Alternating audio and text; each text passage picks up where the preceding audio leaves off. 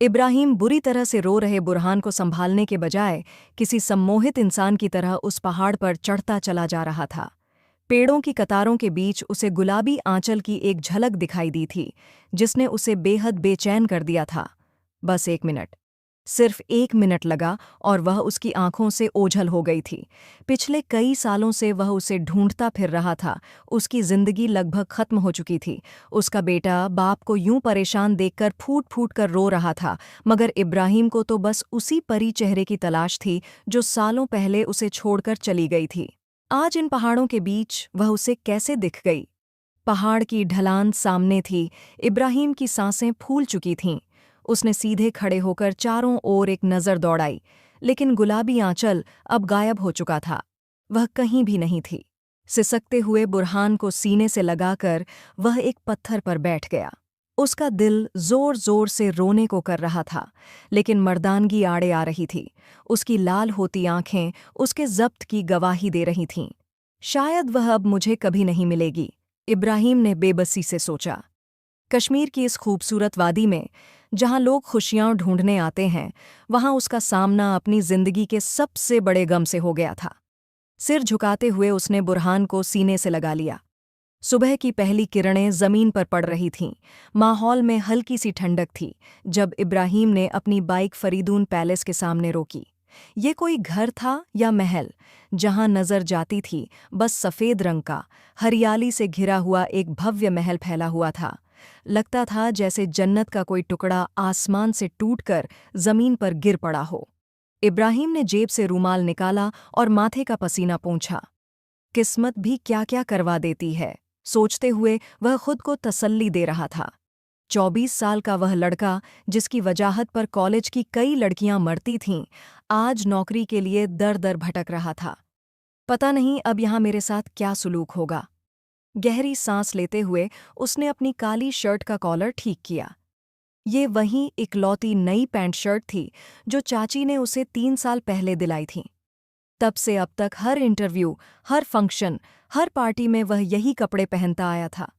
इतनी एहतियात से रखने की वजह से अब तक रंग भी ठीक ठाक था, वरना पहन पहन कर इसे घिस जाना चाहिए था। चौकीदार ने उसे अंदर आने की इजाज़त दे दी थी। फरीदून साहब नाश्ता कर रहे हैं, आप सीधे अंदर चले जाइए। चौकीदार के निर्देश पर उसने दिल कड़ा करके अंदर कदम रखा। विशाल लॉन के बीच पत्थरों की पगडंडी थी, जिस पर चलते हुए वह घर के भीतर पहुंचा तो एक पल को ठिठक गया। क्या शानदार सजावट थी! वह अनजाने में ही फरीदून साहब के झोंक का कायल हो गया। जल्द ही उसे फरीदून साहब मिल गए। वाकई वह नाश्ते की मेज पर सलीके से चाकू कांटे से कुछ खा रहे थे। चाय की गर्म प्याली उनके पास रखी थी। नौकर के बताने पर उन्होंने सिर उठाकर इब्राहिम की ओर देखा। वह थोड़ी घबराहट महसूस कर रहा था। और बताओ बेटा, कहाँ तक पढ़ाई की है और हमारे घर में नौकरी क्यों करना चाहते हो? उन्होंने चाय उठाते हुए पूछा। इब्राहिम ने ऊब कर इधर उधर देखा, फिर वहीं घिसे पिटे इंटरव्यू सवाल जिनसे वह तंग आ चुका था। लेकिन जवाब तो देना ही था। पर तभी अचानक एक मीठी सी चीख फरीदून पैलेस में गूंजी। एक पल को तो सन्नाटा छा गया, फिर अफरा तफरी मच गई। फरीदून साहब की कुर्सी से चाय की प्याली गिर गई। उन्होंने गोद में रखा नैपकिन फेंका और कुर्सी पीछे धकेलते हुए ऊपर की तरफ भागे। किचन के नौकर, लॉन में बैठे नौकर, घर के हर कोने से हर नौकर आंधी की रफ्तार से ऊपर की मंजिल की ओर भाग रहा था। इब्राहिम ने ऊपर देखा, जहां से वो चीख सुनाई दी थी। अब वहां से लगातार चीजें फेंकने की आवाजें आ रही थीं। फरीदून साहब हाँफते कांपते उस कमरे के दरवाजे तक पहुंचे थे। अनचाहे ही इब्राहिम भी संगमरमर की सीढ़ियां चढ़ते हुए उनके पीछे वहां पहुंच गया। दरवाज़ा अंदर से बंद था। नौकरों की पूरी फौज दरवाजे के बाहर इकट्ठी थी। दरवाज़ा खोलो, मैंने पहले ही कहा था कि इस दरवाजे का लॉक बदल दो। तुम लोगों को मेरी बात क्यों समझ नहीं आती?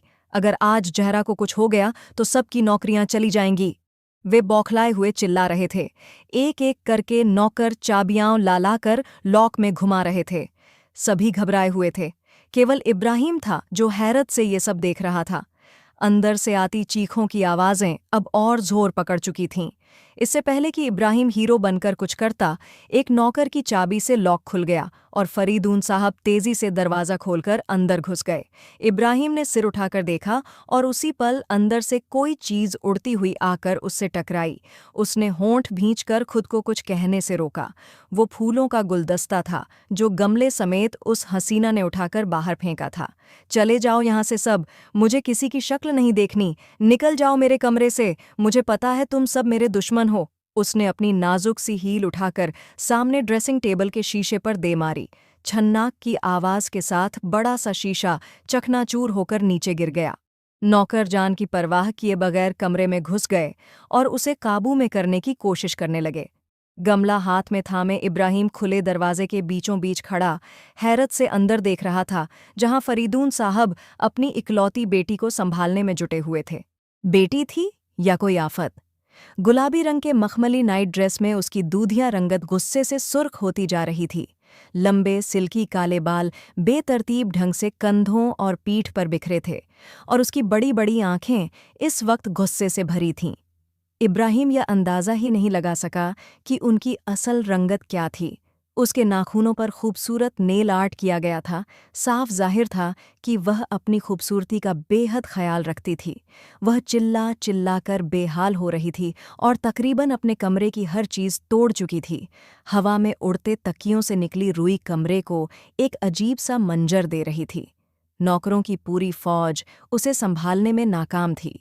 उसे जोर से पकड़ने की हिम्मत कोई नहीं कर रहा था, क्योंकि जैसे ही कोई उसे छूता, फरीदून साहब की आंखें गुस्से से लाल हो जातीं।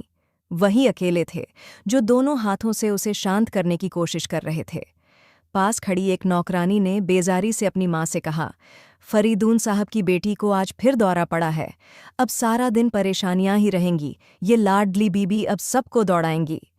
इब्राहिम ने अनायास उस लड़की की ओर नज़र उठाई, जो किसी भी तरह से मानसिक रोगी नहीं लगती थी, लेकिन उसकी हरकतों को देखकर अब इब्राहिम को नौकरानी की बात पर यकीन होने लगा था।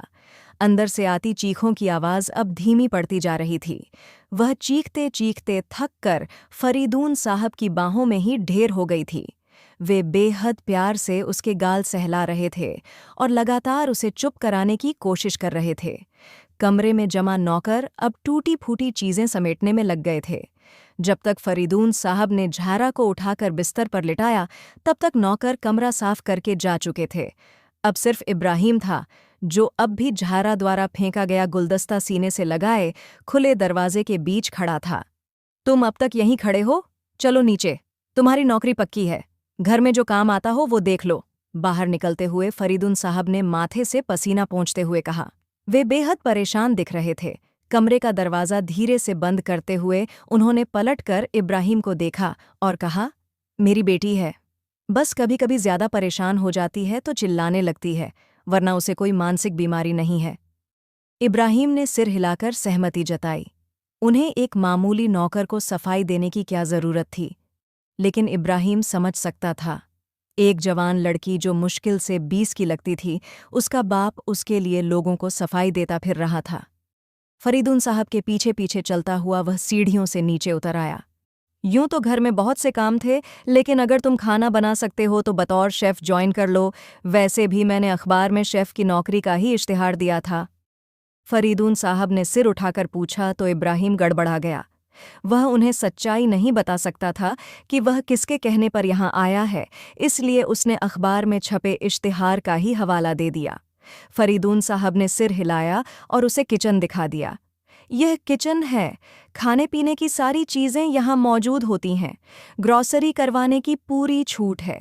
3 वक्त का खाना बनेगा और हाँ, जहरा का खाना उसकी पसंद का होना चाहिए। हर बार खाना बनाने से पहले उससे पूछ लेना। मेरी बेटी थोड़ी नखरीली है, दिन में जितनी बार भी कहेगी तुम्हें खाना बनाना पड़ेगा। उन्होंने इब्राहिम को नरमी से समझाया और दफ्तर के लिए देर हो रही थी, इसलिए तेजी से बाहर निकल गए। इब्राहिम ने गहरी सांस लेकर पूरे घर का जायजा लिया। संगमरमर से सजा यह घर बेहद शानदार था। दौलत भर भर के खर्च की गई थी, लेकिन इतने बड़े घर में सिर्फ 2 ही लोग रहते थे, बाकी सब नौकर थे। इब्राहिम को अफसोस हुआ। बेवजह ही चाचा का वह झोंपड़ी जैसा घर याद आ गया, जहां रहने के लिए उसने क्या क्या जतन नहीं किए थे, मगर सब बेकार गए। एक उदासी भरी सांस उसके लबों से निकली। उसे शेफ की यूनिफॉर्म दे दी गई थी। एप्रन पहनते ही उसने दोपहर के खाने की तैयारी शुरू कर दी। एक तरफ फरीदून साहब का खाना ऑफिस भेजना था और दूसरी तरफ घर में मौजूद जहरा के लिए खाना बनाना था। लेकिन इब्राहिम को समझ नहीं आया कि अभी अभी जो लड़की चीख चीख कर सोई है, उसके कमरे में जाकर उससे कैसे पूछे कि वह क्या खाना चाहती है। जो भी बनाऊंगा शायद उसे पसंद आ जाए। वह मन ही मन सोचते हुए खाना पकाने में लग गया। कई घंटे बीत चुके थे कि तभी इंटरकॉम की घंटी बजी। दूसरी तरफ झरा थी। इब्राहिम के होश उड़ गए जब उसने निढाल सी आवाज में कहा, मुझे भूख लगी है, जो भी बना है जल्दी से लेकर आओ। और फिर उसने लाइन काट दी। इब्राहिम ने जल्दी से ट्रे सजाई और सीढ़ियां चढ़कर उसके कमरे के सामने पहुंचा। धीरे से दरवाज़ा खटखटाया, मगर कोई जवाब नहीं आया। फिर से ट्रे नीचे रखकर दरवाज़ा खटखटाया तो अंदर से वह चिल्लाई, नवाब साहब, दरवाज़ा खुद खोलो और अंदर आ जाओ, या फिर मैं उठकर खुद तुम्हारी शान में दरवाज़ा खोलूं। इस नए हुक्म पर वह घबरा गया और जल्दी से ट्रे उठाकर अंदर चला गया। वह सामने सोफे पर बैठी थी। सुबह की तुलना में उसका हुलिया बिल्कुल बदला हुआ था। जर्द रंग का खूबसूरत लिबास, पूरी बाजुओं वाली कुर्ती, गले में लटकता दुपट्टा और बालों को एक सलीकेदार पोनीटेल में बांध रखा था। उसके नफासत से किए गए मेकअप ने उसकी खूबसूरती को और निखार दिया था। इब्राहिम ने मुश्किल से नज़रें हटाईं और ट्रे उसके सामने रखते हुए अदब से कहा, मैडम, आपका खाना। उसने पहले इब्राहिम को और फिर ट्रे को देखा। तुम्हें पता नहीं मैं क्या खाती हूँ? नए हो तो किसी से पूछ लेते। ये हमारा घर है, तुम्हारा नहीं।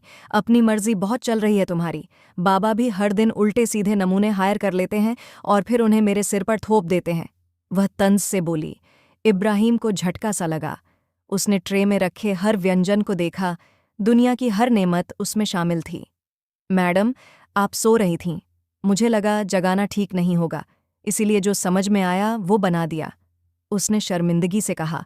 मगर जहरा ने उसकी जलती हुई रंगत को गौर से देखा और मुस्कराकर बोली, गुस्सा आ रहा है? बुरा लग रहा है? एक लड़की से ऑर्डर लेना मुश्किल लग रहा है? ओह, गरीबी भी क्या चीज़ है ना। इतने ऊंचे लंबे मर्द को मेरे सामने हाथ बांधकर खड़ा कर दिया है। इब्राहिम ने मुश्किल से अपने आप पर काबू पाया। अगर आपको कुछ और खाना है तो मैं बना देता हूँ। उसने बात बदलने की कोशिश की, मगर जहरा तो उसकी कमजोरी पकड़ चुकी थी। कितना कमा लेते हो? पहली नौकरी है, कॉलेज की फीस भरने को पैसे नहीं होंगे, माँ बाप ने धक्के मार के घर से निकाल दिया होगा, खाने को भी कुछ नहीं मिलता होगा, घर में दाल पकती होगी बस। तभी तो ये चीज़ें तुम्हें दुनिया की सबसे बेहतरीन लगीं और उठाकर मेरे लिए बना दीं। वह हंसते हंसते अचानक गुस्से में आ गई। अब इब्राहिम की भी हद हो गई थी। उसने सीधा कहा, मैडम, मैंने कहा ना आप सो रही थीं, और सुबह जिस तरह आप चिल्ला रही थीं, सच कहूं तो मुझे आपसे डर लगने लगा था। पता नहीं कौन सा मानसिक मर्ज है आपको, इसलिए जो समझ आया वो बना दिया। खाना है तो खा लीजिए, वरना बता दीजिए, मैं और कुछ बना देता हूँ। और रही बात नौकरी की, तो इतनी भी मजबूरी नहीं है मेरी। अगर आपके यहाँ नौकरी नहीं मिली तो कहीं और मिल जाएगी। बिल्कुल स्पष्ट लहजे में बात कहकर इब्राहिम ने तय कर लिया था कि अब और अपमान सहन नहीं करेगा। सामने बैठी जहरा एक पल के लिए स्तब्ध रह गई, फिर जोर से हंस पड़ी। वेरी गुड, इस बार बाबा ने एक ढंग का नौकर रखा है। चलो देख लेते हैं खाना कैसा बनाया है। वह गहरी नज़रों से उसे देखती खाने की ट्रे की ओर झुक गई थी, हर डिश को एक एक कर छकते हुए बार बार इब्राहिम का जायजा ले रही थी। ठीक ही है, चलो खा लेती हूँ, आखिर तुम्हें अपनी कॉलेज की फीस भी तो भरनी है ना, उसने मुस्कुराते हुए शरारत से कहा। इब्राहिम ने लंबी सांस ली और दरवाज़ा खोलकर बाहर निकल गया। लेकिन जैसे ही वह किचन पहुंचा, इंटरकॉम फिर से बज उठा। इटालियन बनाकर लाओ, और हाँ, देसी स्टाइल में बिल्कुल मत बनाना, जहरा का नया आदेश था। इब्राहिम ने गहरी सांस लेते हुए उसके लिए पूरे मन से इटालियन खाना तैयार किया और कमरे में पहुंचा। इस बार जहरा ने चुपचाप ट्रे ले ली और बिना कुछ कहे खाना खाने लगी। शाम के 4 बजे वह खाना पकाने से फारिग हुआ तो किचन में रखी कुर्सी पर बैठ गया और उसका मन अनायास ही जहरा की बातों की ओर चला गया। उसने जो कुछ कहा उसमें इतना झूठ भी नहीं था, सब कुछ तो सच ही था। गरीबी इंसान को कहाँ कहाँ नहीं ले जाती। एक कटाक्ष भरी मुस्कान अब्राहिम के होंठों पर फैल गई। उसी वक़्त एक काम वाली किचन में दाखिल हुई तो अब्राहिम ने रुककर उससे पूछ ही लिया, सुनो, जहरा मैडम को क्या परेशानी है? अभी तो वो बिल्कुल सामान्य बैठी थीं, लेकिन सुबह जैसे पागल हो गई थीं। क्या उन्हें कोई बीमारी है? अब्राहिम के पूछने पर काम वाली घबरा गई। उसने चुपके से किचन में लगे कैमरे की ओर देखा और धीरे से बोली, मैं आपको ये नहीं बता सकती कि उन्हें क्या दिक्कत है, और खुदा के लिए अगर अपनी नौकरी बचाना चाहते हो तो दोबारा किसी से इस बीमारी का जिक्र मत करना, वरना फरीदून साहब आपको फौरन निकाल देंगे, और खुद जहरा भी। वह दबी आवाज में कहते कहते डर गई थी। अब्राहिम ने हैरानी से उसकी ओर देखा। उसका सवाल इतना बुरा तो नहीं था। अगर जहरा बीमार थी तो उसे छुपाया क्यों जा रहा था, और अगर नहीं थी तो सुबह की वह हरकत क्या थी? ये सफ़ेद महल और इसके बाशिंदे उसे बेहद रहस्यमय लगने लगे। एक कड़वी सी मुस्कान उसके चेहरे पर फैल गई। वह 4 भाइयों में सबसे छोटा था। माता पिता पहले ही 3 को मुश्किल से पाल रहे थे कि ऊपर से चौथा बच्चा भी आ गया। दोनों ने तय किया कि इस बच्चे को किसी निःसंतान दंपति को दे देना चाहिए। फयाजुद्दीन की शादी को 10 साल हो चुके थे, लेकिन संतान नहीं थी। उन्होंने अब्राहिम को खुशी खुशी गोद लिया। शुरू के कुछ साल अच्छे बीते, लेकिन बदकिस्मती अब्राहिम का पीछा यहाँ भी न छोड़ सकी। उसके आने के कुछ समय बाद ही फैयाज की पत्नी गर्भवती हो गई, और फिर 3 बच्चों की पैदाइश के बाद अब्राहिम पर से ध्यान हट गया। अब्राहिम न अपने घर का रहा न चाचा के घर का। किसी तरह मैट्रिक की परीक्षा पास कर ली, लेकिन कॉलेज में दाखिले के लिए पैसे चाहिए थे। चाचा की छोटी सी दुकान थी। जब अब्राहिम ने उनसे पैसे मांगे तो उन्होंने साफ मना कर दिया। क्या करेगा पढ़कर? इतने बड़े हो गए हो, दुकान संभालो। तुम्हारे छोटे भाई बहनों को भी तो पढ़ाई और अच्छे खाने की जरूरत है। चाचा के इनकार पर वह आंसू पीकर रह गया। मर्द ना होता तो शायद फूट फूट कर रो देता। वह अपने असली माँ बाप के घर पहुंचा, लेकिन वे अपनी दुनिया में मस्त थे। कॉलेज फीस निकालना उनके लिए भी नामुमकिन था। जैसे तैसे पैसे का बंदोबस्त कर लिया, लेकिन देर से दाखिला मिला। फिर भी अब्राहिम की होशियारी ने साथ दिया। पहले साल उसने शानदार नंबरों से परीक्षा पास की। जब वह दूसरे साल के इम्तिहान दे रहा था, तभी चाचा अचानक बीमार हो गए। एक रात जब वह थक कर चारपाई पर सो गया था, चाची की जोरदार आवाज उसके कानों में पड़ी, कब से कह रही हूं कोई नौकरी कर लो, लेकिन इसे तो मुफ्त की रोटियां तोड़ने से फुर्सत नहीं। भाई बहन भूखे बैठे हैं और ये किताबें उठाए घूमता है। शर्म से सिर झुकाकर अब्राहिम घर से निकल गया। कॉलेज के बाद कुछ ट्यूशन पकड़ लीं। शाम को थककर जब घर आता तो बिल्कुल टूटा हुआ होता। इसी तरह उसने ग्रेजुएशन पूरा किया। अब वो अच्छी नौकरी की तलाश में था, लेकिन जल्दी ही उसे समझ आ गया कि अच्छी नौकरी पाना आसान नहीं। दिन भर की ठोकरों के बावजूद वह हर रोज चुपचाप निकल पड़ता। और फिर उस दिन जब वह एक इंटरव्यू देकर बाहर निकला, उसकी जिंदगी में एक ऐसा हादसा हुआ जिसने उसके आगे की पूरी जिंदगी पर स्याही फेर दी। प्यास से उसका गला सूख रहा था। सामने दिखाई देने वाले जूस के स्टॉल से नजरें चुराते हुए उसने इधर उधर देखा। शायद किसी होटल वाले ने ठंडे पानी से भरा कूलर बाहर रखा हो ताकि वह भी पानी पी सके। तभी उसकी नज़र फिर से जूस के स्टॉल की तरफ गई और वह बुरी तरह चौंक पड़ा। वहां मुस्कान खड़ी थी, चाची की बेटी। लेकिन वह अकेली नहीं थी। उसके साथ एक लड़का था जो देखने से ही आवारा किस्म का लग रहा था। हाथों में कई तरह के ब्रेसलेट, माथे पर बैंड और घुटनों से फटी हुई जीन्स पहने उसका हुलिया ही बता रहा था कि वह कैसा लड़का है। दोनों आपस में हंस हंस कर बहुत बेफिक्री से बातें कर रहे थे। इब्राहिम ने चुपचाप उन्हें देखा। भीतर गुस्से की एक लहर दौड़ गई। वह मुस्कान को अपनी बहन जैसा समझता था। जैसे ही लड़के ने जूस खत्म किया, मुस्कान को एक अजीब से अंदाज में अलविदा कहा, जिसे देखकर इब्राहिम का खून खौल उठा। वह झटके से आगे बढ़ा और मुस्कान के पास जाकर गरजते हुए बोला, कौन है ये और इसके साथ यहाँ क्या कर रही हो? देख नहीं रही क्या हरकत कर रहा है? मुस्कान बुरी तरह घबरा गई। लड़का तो फौरन वहां से भाग गया। बताता हूँ चाची को, क्या गुल खिला रही हो? 3 साल से कॉलेज में फेल हो रही हो और वजह बताती हो कि पढ़ाई नहीं होती, जबकि सच्चाई ये है कि कॉलेज की जगह आवारागर्दी कर रही हो। इब्राहिम गुस्से में बेकाबू था। मुस्कान चुपचाप सुन रही थी। जैसे ही वे घर पहुंचे, इब्राहिम ने दहाड़ते हुए चाची को पुकारा, लेकिन उसके कुछ कहने से पहले ही मुस्कान फूट फूट कर रोने लगी। अम्मी, अम्मी कहाँ हैं आप? जल्दी बाहर आइए।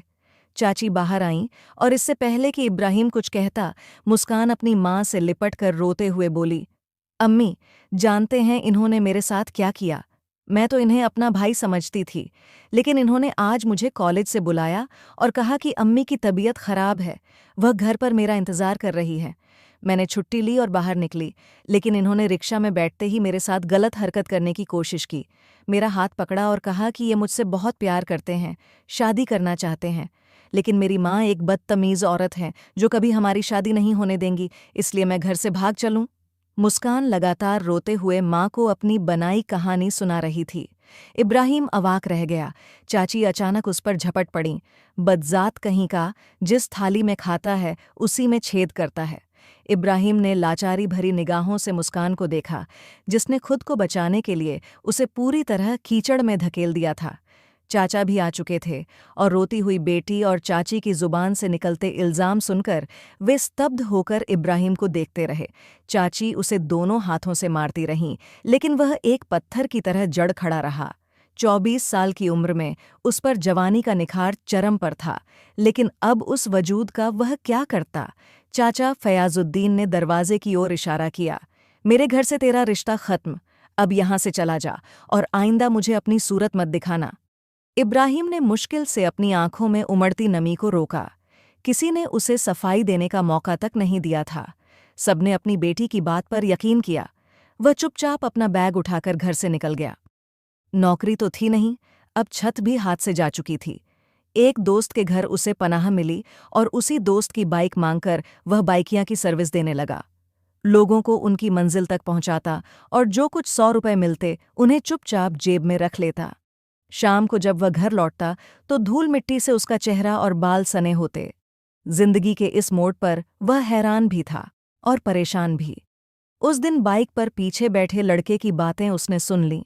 वह फोन पर किसी से कह रहा था, बहुत बड़े बिजनेसमैन के घर नौकरी का विज्ञापन आया है, मैं वहीं जा रहा हूं। मुझे यकीन है कि वे मुझे रख लेंगे, अच्छी तनख्वाह देंगे, और सुना है फरीदून साहब अपने नौकरों का बहुत ख्याल रखते हैं। आगे बैठा इब्राहिम सतर्क हो गया। वह फरीदून पैलेस को अच्छी तरह जानता था। देश के मशहूर उद्योगपति का घर। वहां नौकरों की तनख्वाहें भी शानदार होती थीं। इब्राहिम ने बाइक एक सुनसान जगह पर रोकी। पीछे बैठा लड़का घबरा गया।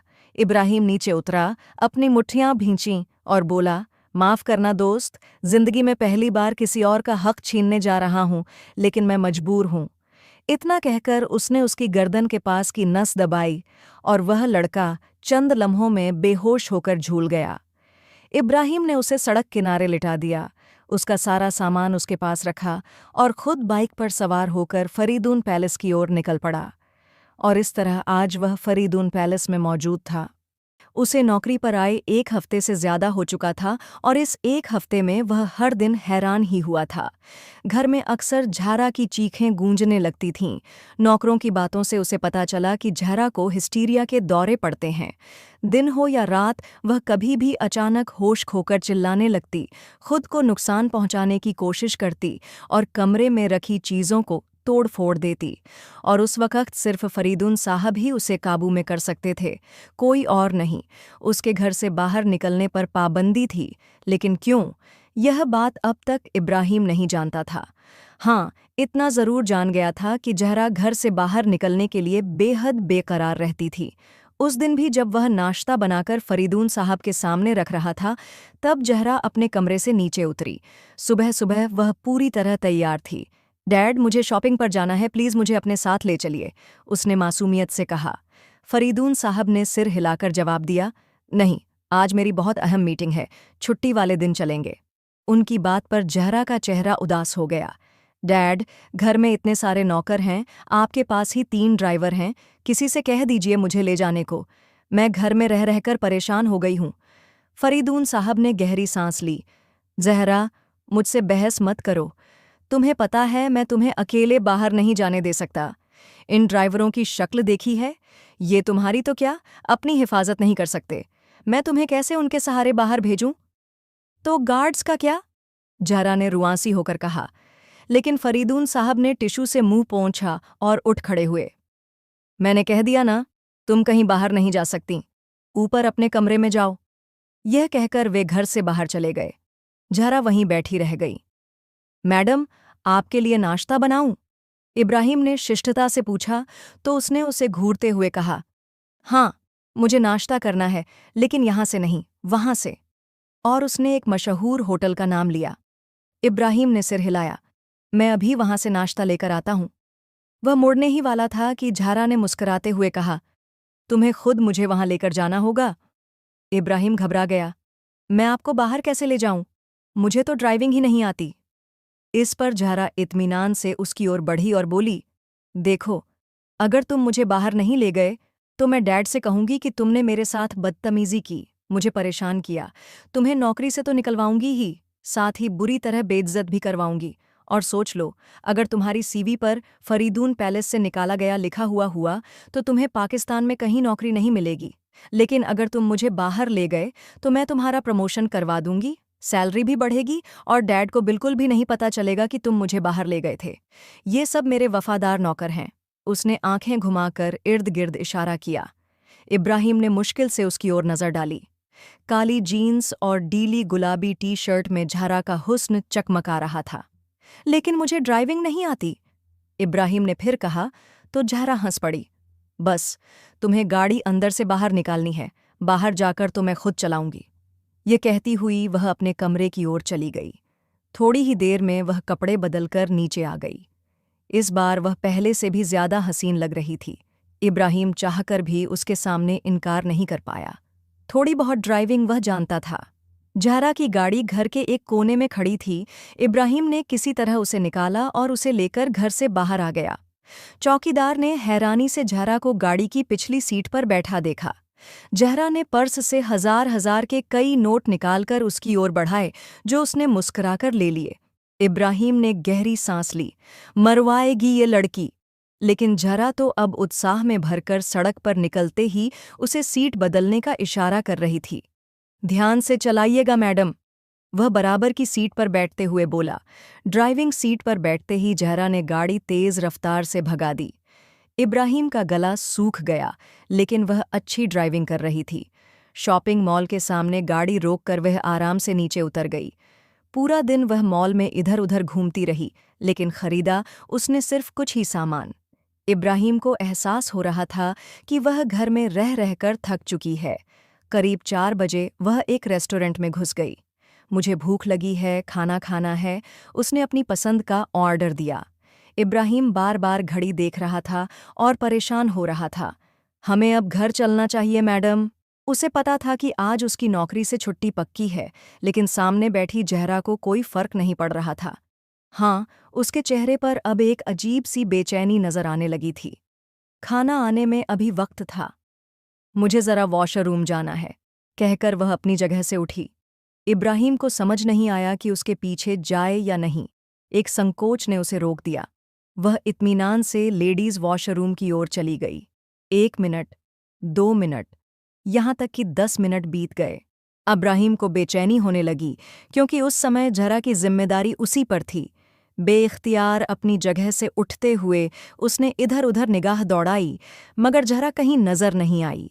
लेडीज वॉशरूम की तरफ जाते हुए वह झिंझका, लेकिन अपनी ड्यूटी को जरूरी समझते हुए उसने 2-3 बार दरवाज़ा खटखटाया, मगर कोई जवाब नहीं मिला।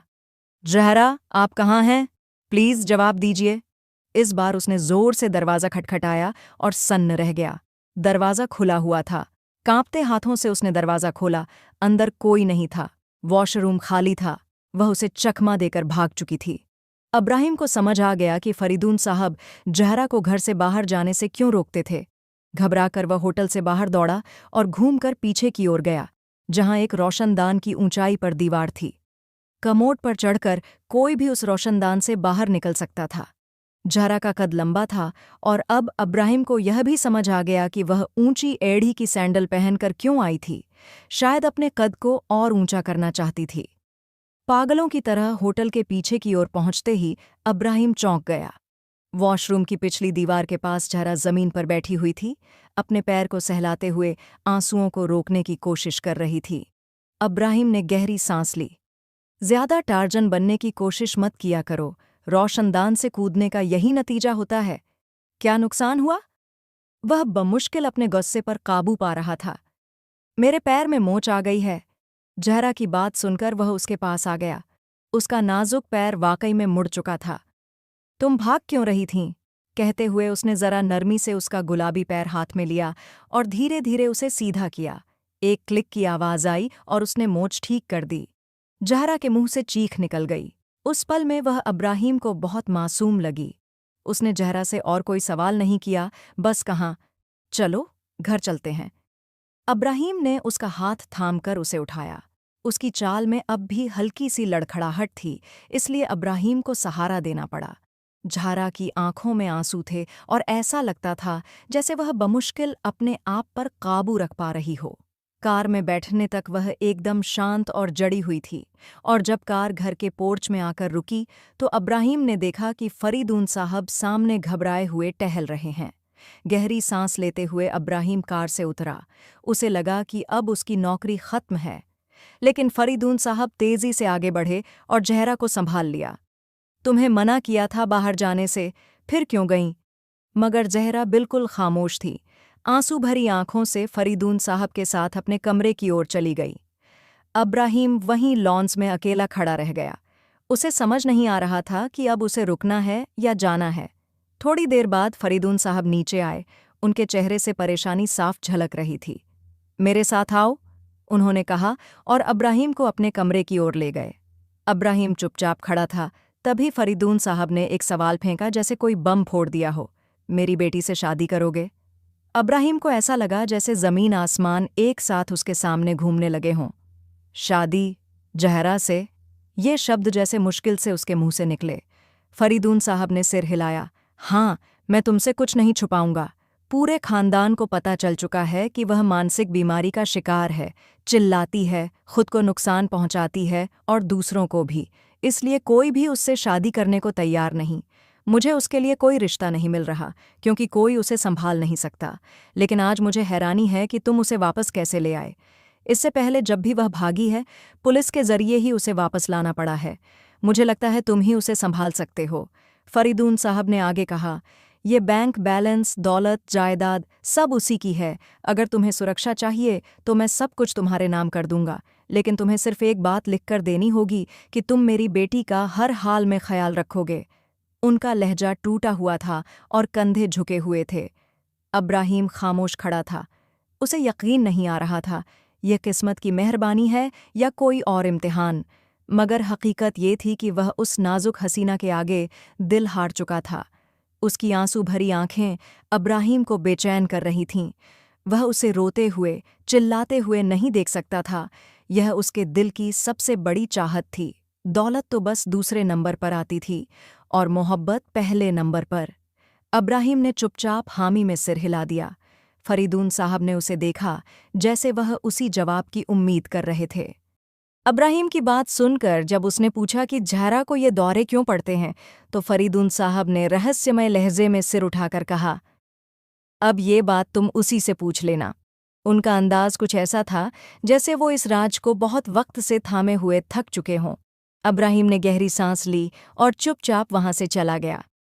सिर्फ एक हफ्ता लगा था शादी की तैयारियों में, और हफ्ते भर बाद वह जहरा के कमरे में दाखिल हो रहा था, बेहद खुश, पूरी तरह संतुष्ट कि उसकी जिंदगी अब मुकम्मल हो चुकी है।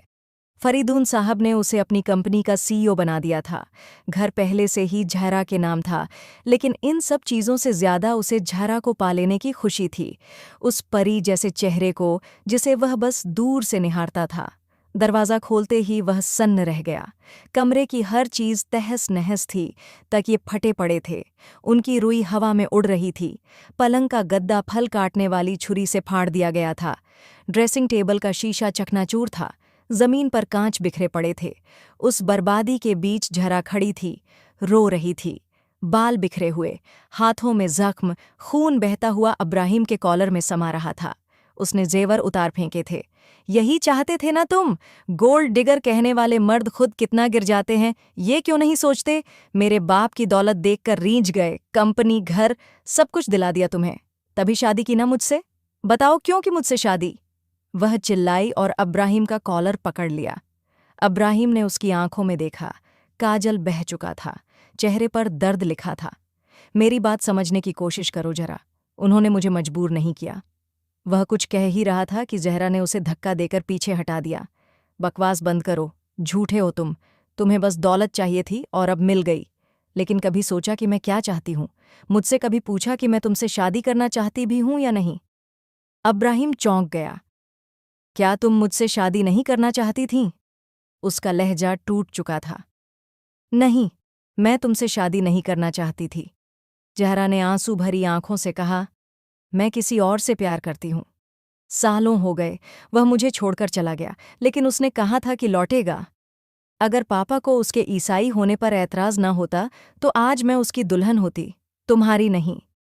फिर वह जमीन पर बैठकर जोर जोर से रोने लगी। अब्राहिम के सारे अरमान चूर हो गए। वह वहीं पास रखे सोफे पर बैठ गया, फूलों की माला नोचते हुए जैसे सब कुछ खत्म हो गया हो। रात भर वह हिस्टीरियाई अंदाज में चीखती रही और अब्राहिम उसे संभालते संभालते थक गया। फज्र की अजान के वक़्त जब वह थक कर बेहोश हो गई, अब्राहिम ने उसे धीरे से उठाकर बिस्तर पर लिटा दिया और खुद की आंखों में भी नमी महसूस की। कैसे यकीन दिलाऊं तुम्हें कि मैंने तुमसे तुम्हारी दौलत के लिए नहीं, बल्कि तुमसे मोहब्बत की है। वह खिड़की के पास खड़ा उदास सूरज के उगने को देख रहा था। अगली सुबह जहरा बिल्कुल सामान्य लगी, जैसे रात की बात याद ही न हो। उसने अब्राहिम को पति के रूप में स्वीकार कर लिया था। हालांकि वह न हंसती थी न मुस्कुराती, बस चुपचाप अपने फर्ज निभा रही थी। अब्राहिम ने फरीदून साहब की कंपनी में काम शुरू कर दिया।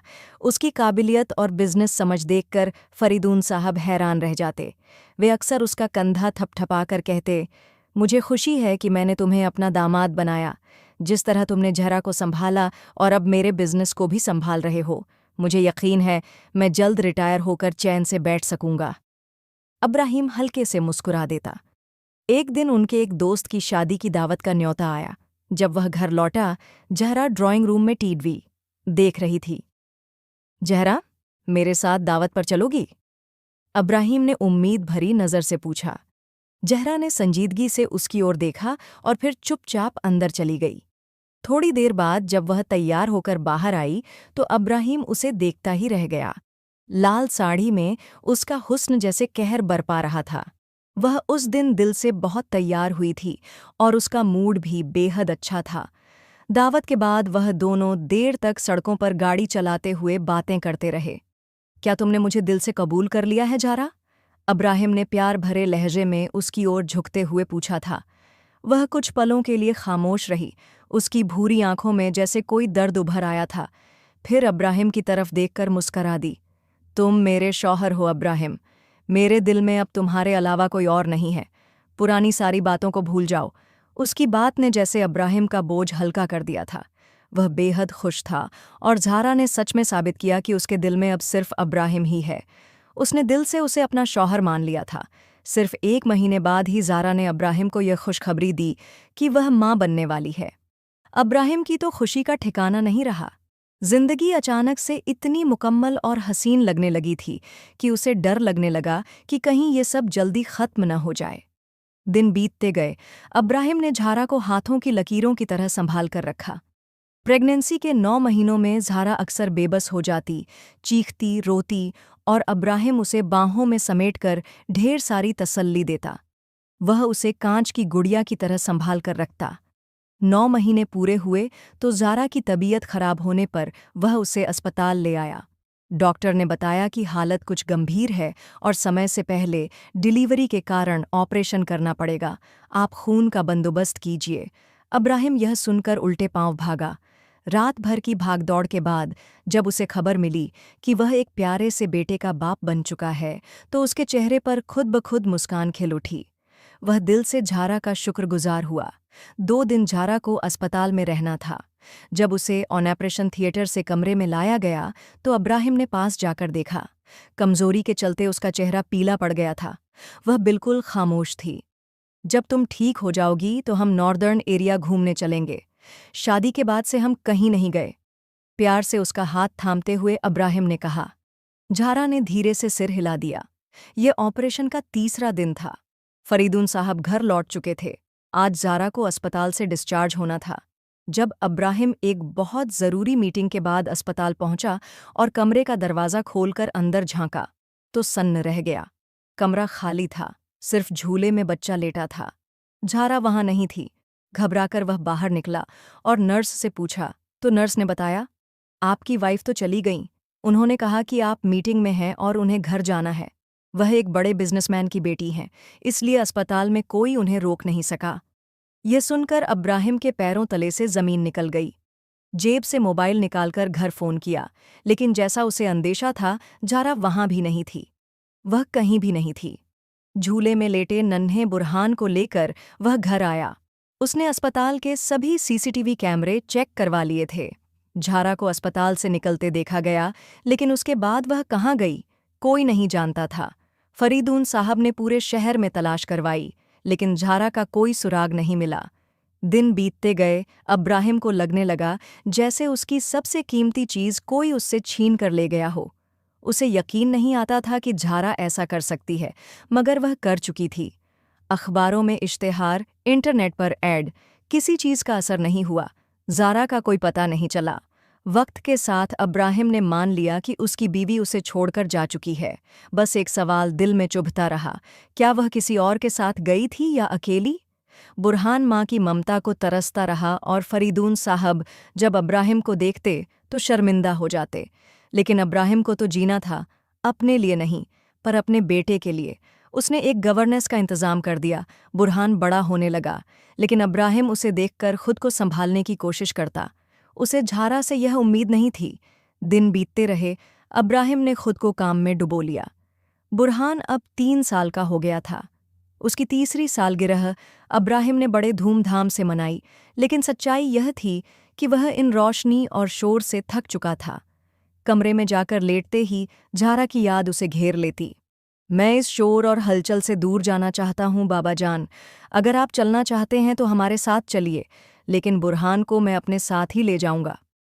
अब वह 3 साल का हो गया है, मैं उसका ख्याल रख सकता हूँ। अगर हम बाप बेटा कुछ वक्त साथ बिताएंगे तो शायद मेरे दिल की उदासी भी कुछ कम हो जाए। अब्राहिम ने फरीदून साहब के सामने बैठते हुए अपने फैसले से उन्हें आगाह किया तो उन्होंने ठंडी सांस भरते हुए सिर हिला दिया। मुझे कोई ऐतराज नहीं, तुम लोग जाओ। उन्होंने अपने सामने बैठे उस दामाद को देखा जिसने एक बाप होने का हक अदा किया था। अब्राहिम ने उत्तरी इलाकों की बुकिंग करवाते हुए उस टीस को महसूस किया जो उसकी आंखों में ठहरी हुई थी।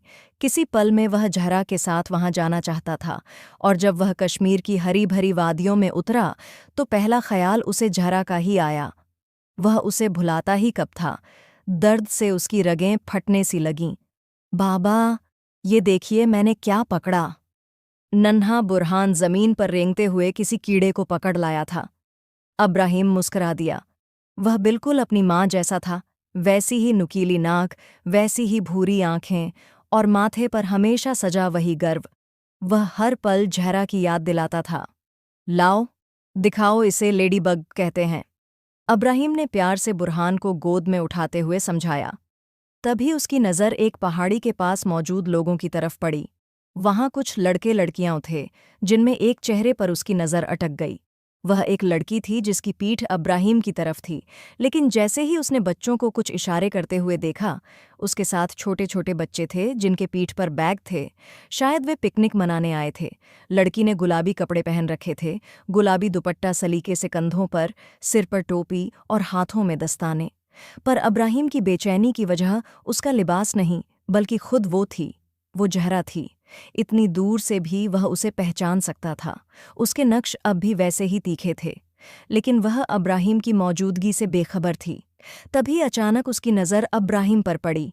वह पल भर को जैसे थम सी गई, और उसी पल अब्राहिम को यकीन हो गया वह झहरा ही थी। अब्राहिम ने गोद से बुरहान को उतारा और झारा की तरफ बढ़ा। वह उसे अब खोना नहीं चाहता था।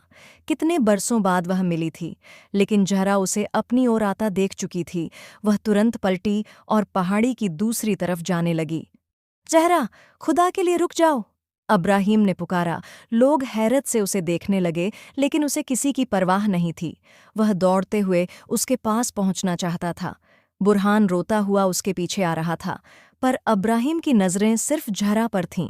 वह जगह जहां ज़हरा खड़ी थी अब खाली थी, वह फिर जा चुकी थी।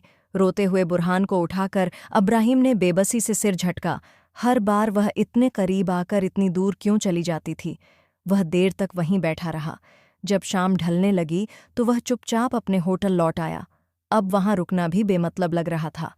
पता नहीं वह वाकई वहां थी या यह सब उसका वहम था। अब्राहिम समझ नहीं पा रहा था। तभी बुरहान ने मासूमियत से पूछा, बाबा, आप कहाँ जा रहे हैं? अब्राहिम ने पलटकर अपने बेटे की तरफ देखा, लेकिन जवाब देने से पहले दरवाजे पर हुई दस्तक ने उसे चौंका दिया। शायद रूम सर्विस हो, सोचते हुए उसने दरवाज़ा खोला और सन्न रह गया। सामने वही परी जैसा चेहरा था, वही गुलाबी लिबास, वही बाल पोनीटेल में बंधे हुए। 3 सालों में जैसे कुछ भी नहीं बदला था। अब्राहिम का सारा खून सिर में चढ़ गया। दिल और दिमाग दोनों में तूफान सा उठने लगा। दिल चाहता था कि वह उसे गले से लगा ले, उसे फिर कभी न जाने दे, लेकिन दिमाग कहता था, रुक जाओ, यही औरत है जो तुम्हारे निकाह में रहते हुए तुम्हारे नवजात बच्चे को छोड़कर चली गई थी। अंदर आने को नहीं कहोगे? उसने नरमी से कहा। बरसों बाद उसकी आवाज़ सुनकर अब्राहिम को लगा जैसे उसे सुकून मिल गया हो। वह एक ओर हट गया और ज़हरा को अंदर आने का रास्ता दिया। ज़हरा धीमे कदमों से आई और खामोशी से बैठ गई। ये कौन है बाबा? बुरहान ने पूछा। अब्राहिम ने जख्मी नज़रों से ज़हरा की ओर देखा। तुम खुद ही हमारे बेटे को बता दो कि तुम कौन हो। अब्राहिम की बात पर ज़हरा जैसे कांप गई। वह झटके से उठी और दौड़कर बुरहान को गले से लगा लिया। हमारा बेटा। वह उसे चूमते हुए रो रही थी, पागलों की तरह। बुरहान घबरा गया। अब्राहिम ने आगे बढ़कर नरमी से बुरहान को उससे अलग किया और ज़हरा के सामने पानी का गिलास रखते हुए गंभीरता से पूछा, क्यों छोड़ा था तुमने मुझे? किसके लिए? ज़हरा ने गिलास को घूरते हुए सिर उठाया। उसकी आंखों में गहराई थी, थकावट थी, दर्द था। अगर तुम्हें लगता है कि मैंने तुम्हें किसी और मर्द के लिए छोड़ा था, तो ये तुम्हारी सबसे बड़ी भूल है। उसके साथ रहते हुए मुझे हर पल उसी का ख्याल आता था। मुझे लगता था जैसे मैंने मोहब्बत में बेवफाई की है। अगर मैं कुछ साल और इंतज़ार कर लेती, तो शायद वह लौट आता। तुम्हें मेरी मानसिक हालत का अंदाज़ा था। मैं सामान्य तरीके से सोच नहीं पा रही थी। यह अपराध बोध मुझे अंदर ही अंदर खाए जा रहा था, और जिस दिन मैंने बच्चे को जन्म दिया, मुझे लगा कि मैं तुम्हारी नज़रों में दोषी बन चुकी हूँ। शायद तुम्हारे सामने तो रह लेती, लेकिन एक बेटे की नज़रों में उस माँ की क्या इज्जत होगी जिसके दिल में 2 मर्द बसते हों। यही सोचकर मैंने फैसला किया कि मैं तुम्हें छोड़ दूंगी। मैं चुपचाप अस्पताल से निकल आई। पैसे मेरे पास थे, लेकिन अपनी बाकी सारी पहचान वहीं छोड़ आई थी। बसों का सफ़र करते हुए मैं इस इलाके में आ पहुंची। और तुम्हें पता है, यहाँ आकर मुझे क्या समझ आया? यहाँ आने के बाद मुझे एहसास हुआ कि जिसे याद करके मैं रोया करती थी, उसके साथ मेरा कोई दिल्ली रिश्ता था ही नहीं। असल में मैं तो तुम्हारी मोहब्बत में पूरी तरह डूब चुकी थी। तुमसे अलग हुई तो समझ आया कि तुम्हारे बिना जीना मुमकिन नहीं। वापस लौटने का सोचा, मगर शर्म और डर ने रोक दिया। घर से भागे कई दिन हो चुके थे। नहीं जानती थी तुम मुझे फिर से अपनाओगे या नहीं। तुम्हारा और बेटे का ख्याल मुझे तोड़ता रहा, लेकिन फिर मैंने अपने फैसले को ही सच मानकर जीने का सोचा। सारी जिंदगी पहले बाबा को तकलीफ दी और फिर तुम्हें, लेकिन अब मैंने फैसला कर लिया था कि तुम दोनों को आज़ाद कर दूंगी। तुम दोनों अपनी जिंदगी सुकून से ज्यो, इसलिए वापस न जाना ही बेहतर समझा। यहाँ एक छोटे से स्कूल में नौकरी मिली तो रहने का भी इंतज़ाम हो गया। यहाँ के लोग शरीफ हैं। 3 सालों में किसी ने मुझे कोई नुकसान नहीं पहुँचाया। मुझे तो लगता था कि तुम मुझे भूल चुके हो, अपनी नई जिंदगी में मसरूफ़ हो। लेकिन आज जब तुम यहाँ आ गए हो तो सारे पुराने जख्म फिर से हरे हो गए हैं। तुम क्यों वापस आए, इब्राहिम? वह दोनों हाथों में चेहरा छुपाकर फूट फूट कर रोने लगी थी। सामने बैठे इब्राहिम ने बेबस नज़रों से अपनी बीवी को देखा, जो हमेशा अपनी ही सोच की कैद में रही। क्या तुमने दूसरी शादी कर ली? उसने सिर उठाकर बेसाख्ता पूछा। उसकी आंखों में डर था। इब्राहिम मुस्कुरा दिया। पहली शादी ही इतनी मुश्किल से हुई थी, दूसरी कहाँ से करता? और तुम्हारे बेटे को भी तो संभालना था। तुम तो यहाँ मज़े से कुदरती नज़ारों के बीच घूम रही हो। सारी जिम्मेदारी मुझ पर छोड़ दी। हल्के अंदाज में कहते हुए उसने बुरहान की तरफ इशारा किया, जो अब अपने खिलौनों से खेल रहा था। जहरा की आंखों में यकीन न करने वाला भाव उभरा, वह पिघलने लगी थी। उसे विश्वास नहीं हो रहा था कि जिस जन्नत को उसने खुद तबाह किया था, खुदा ने उसे फिर से उसके कदमों में बिछा दिया है। क्या तुम मुझे सज़ा नहीं दोगे? एक भागी हुई बीवी को कैसे कबूल करोगे? उसकी आवाज़ में हैरानी थी। इब्राहिम ने गहरी सांस ली। मोहब्बत के आगे कोई सवाल जवाब नहीं होते जहरा। मैंने तुम्हें दिल से अपनाया था, तुमसे मोहब्बत की थी। तुम्हारे चले जाने के बावजूद भी तुमसे नफ़रत नहीं कर पाया। हमेशा खुद को यही तसल्ली देता रहा कि तुम्हारी कोई मजबूरी रही होगी। और आज जब मैंने तुम्हें अपनी आंखों से देख लिया है, तो मुझे अंदाज़ा हो गया है कि तुम सिर्फ एक गलत फैसले की मोहताज थीं। और बस, हम दोनों एक बच्चे के माता पिता हैं। अब हमें उसके भविष्य के बारे में भी सोचना है। हमारा साथ रहना ज़रूरी है। इब्राहिम की बात पर वह उसे देखती रह गई। कितना नेक दिल इंसान था वह। उसकी आंखें भर आईं। तुम्हें अब भी दौरे पड़ते हैं या ख़त्म हो गए? उसे चुप देख इब्राहिम ने माहौल की टेंशन कम करने को पूछा। जहरा ने मुस्कुराकर सिर झुका लिया। जब अकेली हो गई तो खुद ही खुद को संभालना सीख लिया। तब पता चला कि दौरे तो इसलिए पड़ते थे क्योंकि आसपास मुझे संभालने वाले बहुत लोग होते थे। जब तन्हा हुई तो सारी दिमागी बीमारी ही गायब हो गई।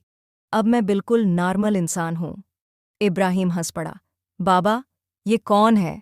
बुरहान पास आकर पूछ बैठा। इब्राहिम ने उसे गोद में उठाया। ये आपकी मम्मा है बेटा, फोटो वाली मम्मा जो मैंने तुम्हें दिखाई थी। इब्राहिम ने प्यार से कहा तो जहरा ने दोनों हाथ बुरहान की तरफ बढ़ा दिए। वह कुछ पल सोचता रहा और फिर जहरा की ओर बढ़ गया। उसे दोनों बाहों में उठाकर जहरा ने उसे सीने से लगा लिया। घराना मुकम्मल हो चुका था। इब्राहिम ने खुले दिल से जहरा को अपनाकर साबित कर दिया कि वह उससे सच्ची मोहब्बत करता है। और जहरा, वह पिछले 3 सालों में इतना पछता चुकी थी कि अब वह जिंदगी भर भी इब्राहिम से अलग होने का सोच भी नहीं सकती थी। वापसी के सफ़र में उन्होंने एक दूसरे का हाथ मजबूती से थाम रखा था।